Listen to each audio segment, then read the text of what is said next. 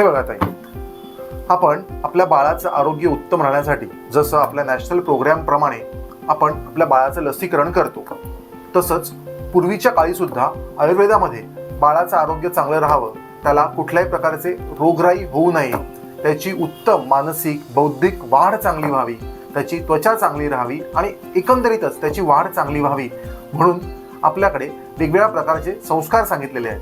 ते आपण करायचो. जसं आपण बाळाचं कर्णवेधन करतो किंवा बाळाचं मुंडन संस्कार करतो, त्याचप्रमाणे आरोग्य बाळाचं चांगलं राहावं म्हणून आयुर्वेदामध्ये सुवर्णप्राशन नावाचा संस्कार हा केला जातो. सोनं हे जे असतं ना, ते सोनं हे बाळाची किंवा ओव्हरऑलच आपल्या बुद्धीसाठी हे खूप चांगलं असतं. त्याच्यामुळे आपल्या मेंदूची चांगल्या पद्धतीने वाढ होते, त्याची झीज जी आहे ती कमी होते. सो ह्या सुवर्णाच्या गुणाचा आपण उत्तम प्रकारे उपयोग करून बाळाला सुवर्णप्राशन अशा प्रकारचा संस्कार करतो.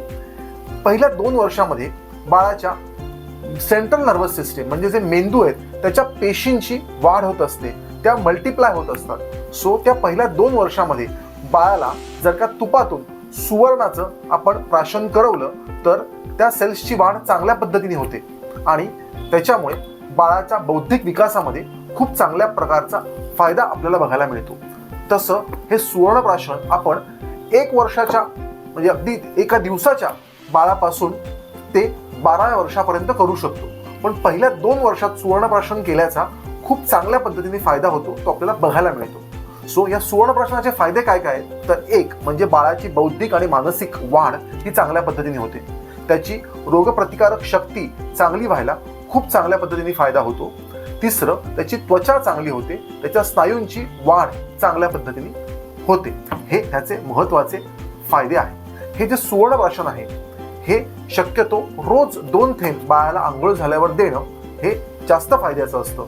अगदी हे देणं शक्य नसेल तर कमीत कमी महिन्यातनं एकदा पुष्य नक्षत्र हे नक्षत्र असतं, त्या नक्षत्रावरती तरी कमीत कमी बाळाला रोज 2 थेंब द्यावेत. हे 2 थेंब अगदी 1 दिवसाच्या बाळापासून ते 12 वर्षाच्या मुलापर्यंत आपण देऊ शकतो.